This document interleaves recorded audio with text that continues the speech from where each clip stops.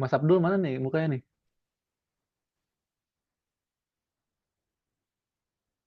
Oke, boleh dimulai. Assalamualaikum warahmatullahi wabarakatuh. Perkenalkan kami dari kelompok 9. Ini merupakan sesi wawancara pada masyarakat sekitar Telkom mengenai penerapan dari Zero Waste. Nah, mungkin boleh perkenalan dulu untuk narasumber kita. Perkenalkan, nama saya Farhan Zuhdi. Nama saya Radit. Kalau boleh tahu dari mana? Saya jurusan Ilmu Komunikasi angkatan 23. Saya jurusan ilmu komunikasi juga angkatan 2023. Oke, berarti dengan Mas Radit sama Mas Farhan. Farhan ya. Oke, Ya, ya. betul. Oke, langsung aja mungkin supaya nggak lama-lama. Nah, saya mau nanya nih soal dari Mas Radit sama Farhannya sendiri ini kira-kira tahu nggak sih apa sih konsep dari si zero waste-nya itu?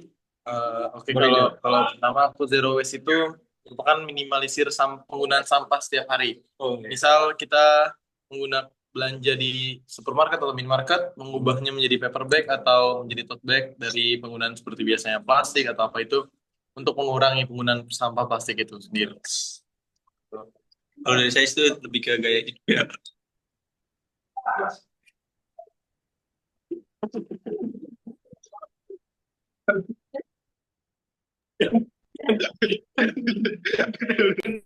Di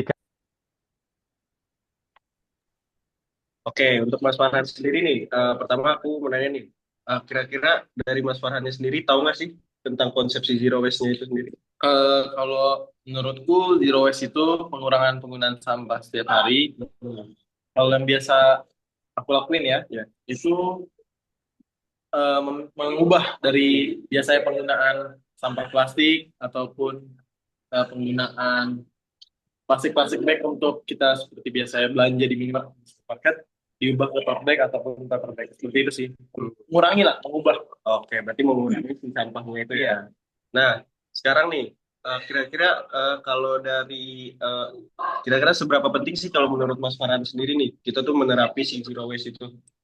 Kalau menurutku sangat penting ya, karena apalagi kita yang tinggal di Indonesia pasti sering banget dengar berita tentang eh, tempat pembuangan sampah akhir di Bantar Gebang itu di Jawa Barat itu tuh udah sangat menumpuk hingga seperti gunung tinggi.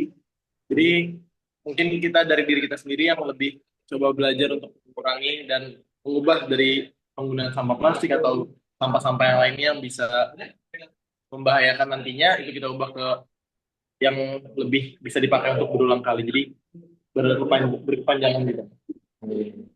Nah, berarti kira-kira apa Mas Farhan sendiri sudah melakukan upaya dalam mengurangi sampah itu sendiri di rumah atau di kosannya? Apakah sudah apa belum? Kalau saya sendiri secara pribadi sudah, ya seperti saya Sebenarnya kayak apa tadi? kalau belanja ke minimarket atau supermarket, saya lebih sering menggunakan paper bag ataupun tote bag. Jadi saya lebih menghindari penggunaan dari plastik itu sendiri agar tidak menjadi sampah di kemudian harinya. Itu sih. Jadi begitu ya. Oke, mungkin bisa dilanjut untuk next question. Oke, aku mau nanya dong. Tadi kan dari pernyataan Mas Farhan tentang zero waste, bisa diceritain nggak kayak contoh detailnya? Misalnya kayak memilah sampah, menggunakan ulang barang atau reuse, membuat tas belanja sendiri dan lain sebagainya. Bisa diceritain nggak Mas Farhan? Itu contoh konkretnya kayak gimana?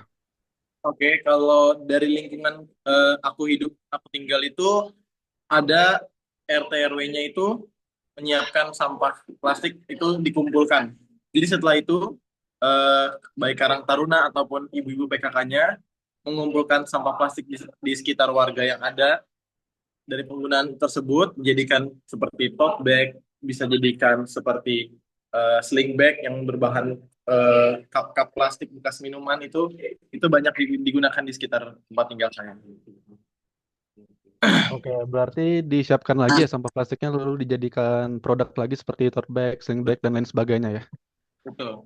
Oke, Ataupun ataupun bisa juga seperti yang saya bilang tadi, saya menggunakan paper bag dan tote bag daripada menggunakan plastik-plastik jika berbelanja di minimarket ataupun supermarket. oke, baik Mas Farhan. Pertanyaan selanjutnya nih Mas, Kalau menurut Mas Farhan, peran masyarakat itu apa sih sebagai warga negara untuk ngewujudin lingkungan yang bersih dan minim sampah? Oke,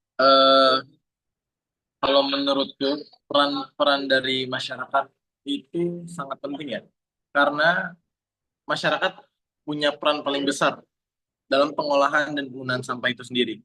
Jadi bagaimana lingkungan atau kehidupan masyarakat itu bisa meminimalisir sampah agar sampah yang digunakan dan dihasilkan itu tidak lebih banyak dari biasanya atau mulai dikurangi di kemudian harinya. Dan pelan-pelan diubah ke barang-barang atau iya, jadi kayak misalnya sudah banyak kan sekarang mengubah kayak tadi tote bag itu diubah. Bahkan sekarang eh, sedotan aja udah banyak yang menggunakan yang ramah lingkungan lah ya. Stainless steel ya, jadi bisa dipakai berulang kali, jadi tidak jadi sampah sampah cepat gitu loh. Oke, jadi peran masyarakat itu sangat penting ya berarti ya Mas Farhan ya. Oke, next nih buat pertanyaan selanjutnya. Kendala atau kesulitan apa sih yang dihadapi menurut Mas Farhan untuk menerapin gaya hidup zero waste di masa sekarang? Eh,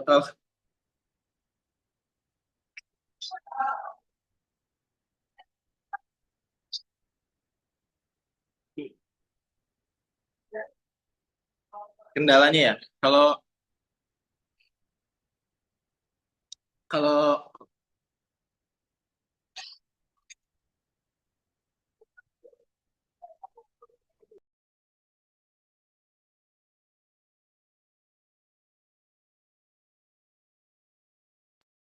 oke, sorry ya.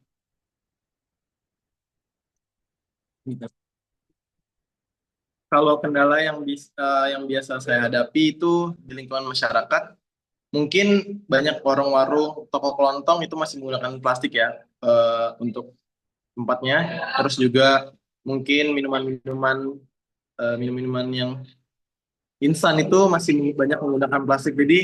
Jadi sampah yang dihasilkan pun lebih banyak dan masyarakat pun saat ini masih sering memilih memilih eh, barang-barang tersebut untuk digunakan untuk kehidupan sehari-hari. Jadi mungkin itu sih tantangannya, mulai dari diri sendiri ataupun lingkungan sekitar juga harus mengikuti dan mulai melek tentang zero waste ini. Itu sih kalau menurut saya.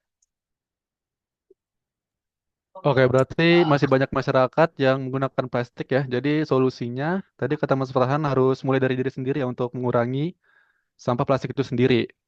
Oke, oke. Oke, cukup. Bisa dilanjut untuk pertanyaan selanjutnya, Diandra. Oke, aku izin lanjutin ya.